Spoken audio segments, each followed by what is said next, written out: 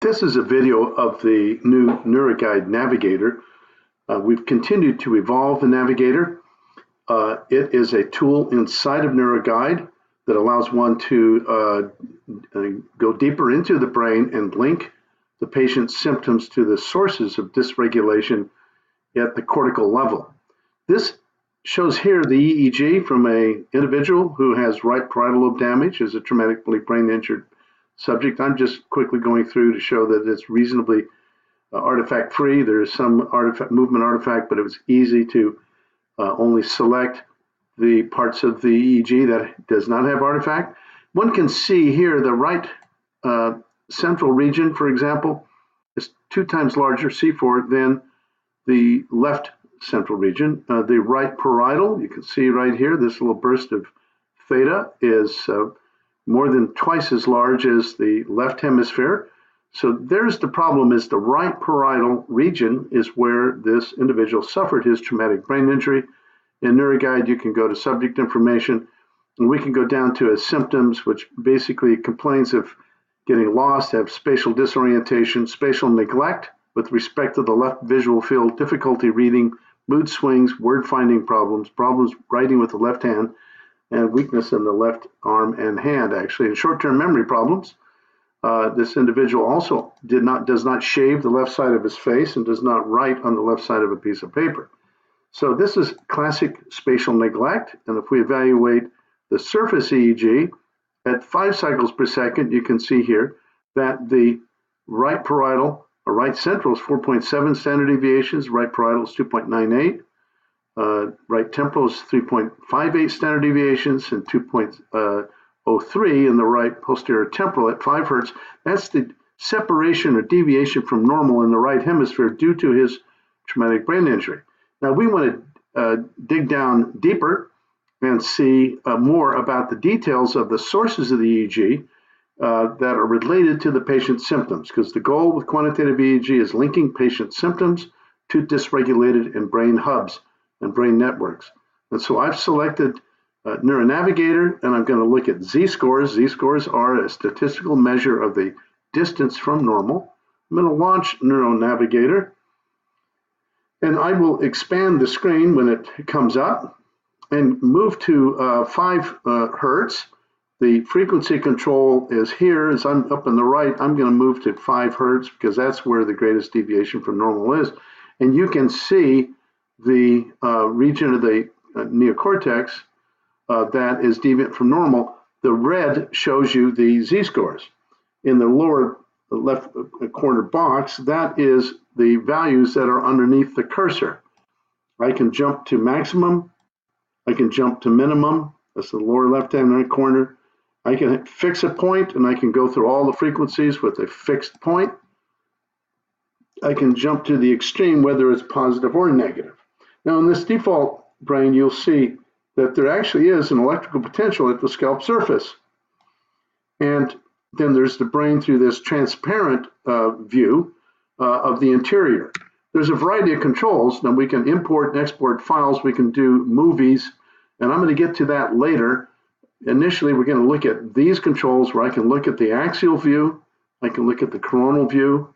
I can move around, and if I move around in the coronal view, I'll look down to the lower left and see what the Z-score values are. This is Brodmann Area 7 right at 5 hertz. That's the telluric atlas coordinate values.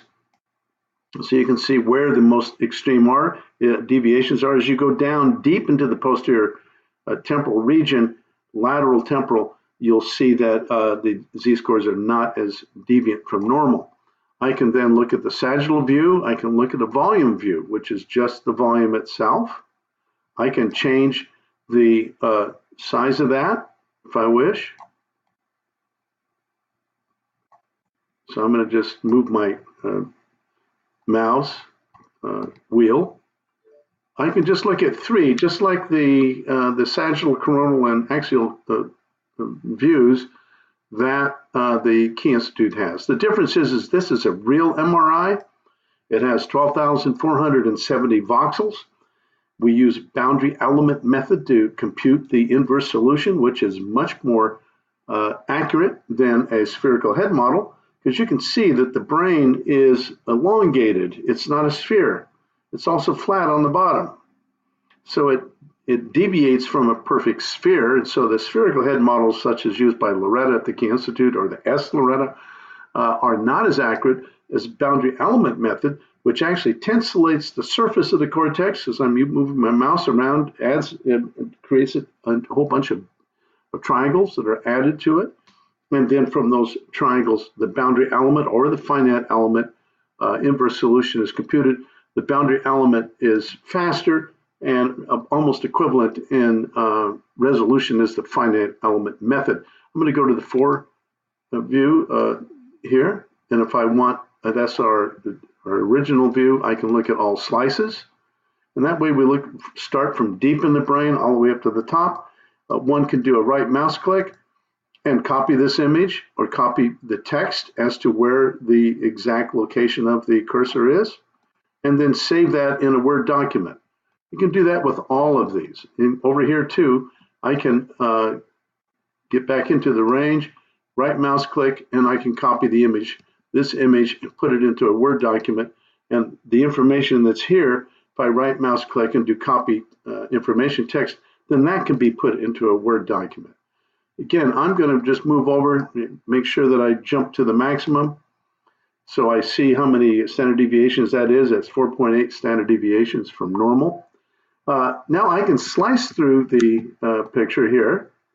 And that's one of the interesting features of the SW Loretta and the NeuroNavigator. I'm going to create the axonal, coronal, and sagittal slices so that we can go through the brain with these planes. These are planes. This one is the sagittal plane, which you can see over here.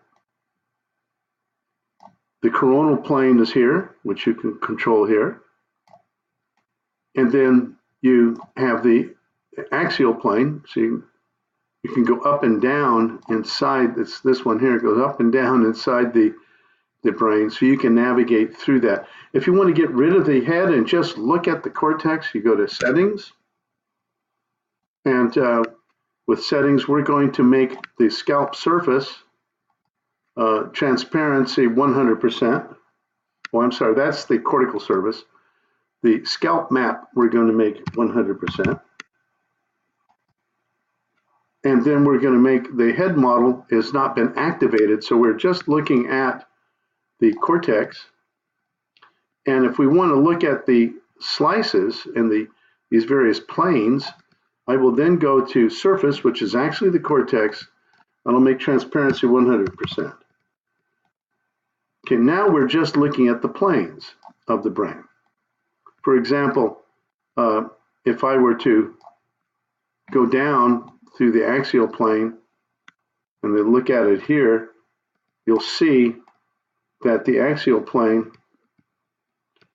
is the same as this axial plane. This is the axial plane. This is the coronal plane. And you can see that the coronal plane here is the same as the one here.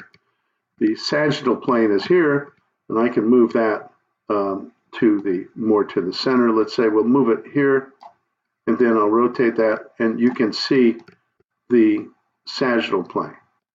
The sagittal plane is the same as this plane, it's just different orientation. So that allows you to look at a plane and get in greater detail about that particular plane, that particular location with these telluric atlas coordinates. I'm going to bring the brain back, and I'm going to make it 0 so we can see the full volume. We can also look at the volume view here, of course. But the idea is to evaluate the parts of the brain that are deviant from normal that are related to the patient's symptoms.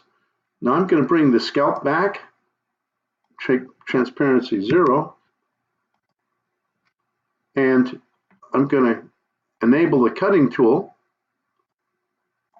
I'm going to enable the head model so it's active.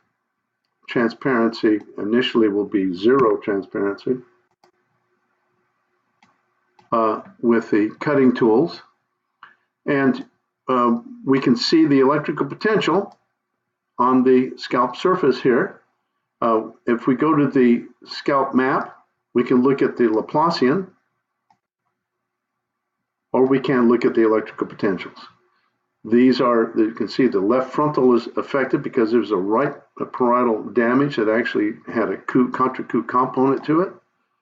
Go back to the electrical potentials, click apply. Now in here we have a number of different ways to look at things. This is the white model, the mode. I can do a gray mode. And then this is particularly good for the black or dark mode for publications. As one slices through these different volumes and views. I'm going to go back to the light mode for the moment and have the transparency for the head model is 100% now, and I'll deselect the head model. But in any case, these are some of the tools. Now we can, as we go through here, we can show an atlas that's related to the networks. In this case, I'm going to take a look at some of the networks. Here's the addiction network. Those are the Brodmann areas, the white boundaries here. Outlines are outlines of Brodmann areas. It's Brodmann area 46. Anxiety network, attention dorsal network, ventral network, autism, default network, executive, and there's a variety of networks here that one can look at, as well as symptoms. Let's say there's anosognosia, right parietal issue. In fact, this patient does have anosognosia, and one can move a cursor to the max, for example, and identify which Brodmann area which is Brodmann area 7, that's most deviant from normal and related to anosognosia. Balance problems, blurred vision, chronic pain, etc. All of these symptoms and networks are derived from the PET and the functional MRI literature, not the EEG literature. There's several thousand, tens of thousands of PET functional MRI with the human brain mapping program since the 1990s, when I was at the National Institutes of Health, when the multimodal imaging and 128-channel EEG, I was a project manager for 128-channel EEG, were co-registered. All these various images were co-registered imaging modalities, and now we have a collective volume of knowledge about the brain that we did not have before. We also can actually look at the center voxels. In order to see that, I need to make the head volume transparent. So I'm going to make transparency 100%, the scalp map transparency 100%. And I'm going to make the surface 100% transparent. And need to be able to remove these slices, these axial slices. And now we're just looking at the networks. Here's the addiction network. These are the spheres, are the center of the Brodmann areas that make up these networks. This is the anxiety network, the attention network. And in the future, we're going to have connectivity here, where we can add functional and affective connectivity, which is coherence, phase differences, and then the phase slope index, which looks at the magnitude and direction of information flow between the center of hubs. Each Brodmann area is considered a hub. And I'm going to go back to the cortical surface and have it zero transparent, so we can now look at the cortex. You can still see the center voxels. I can also scale this, so I just look at the most extreme deviation from normal. This is scaling of the z-scores. You can see now it's localized. And in that way, link the patient's symptoms to the patient's, the dysregulation of the patient's brain. I can also drill down from the surface and go down to the lower part of the cortex. It's dark here because there's dura. This is now at level 1. This is at the top of the cortex. Sorry, I meant it's actually the top. Let's drill down we have 10 steps from the top of the cortex down to the bottom of the cortex. You can see that there's a distribution of sources that are spread throughout the cortex. Resolution of Loretta, SW Loretta is weighted, S Loretta is 12,400 voxels, as I mentioned. So you cannot distinguish one layer, layers 1 and 3 from layer 6, but you can see a gradient of changes of z-scores from the upper layers to the lower layers, and that's one of the added features of Loretta. So transparency for the scalp map, which is the cortical potential, so I'm going to set it 0. And now here's the electrical potential measured from the EEG that's maximal in the right parietal region. We can look at the Laplacian as well. And that way we can see all of these levels. I'll make this 50% transparent so you can see through the brain, through the scalp, through the skull. You can look at head models as well of the skin on the outer part. I'm going to activate a head model.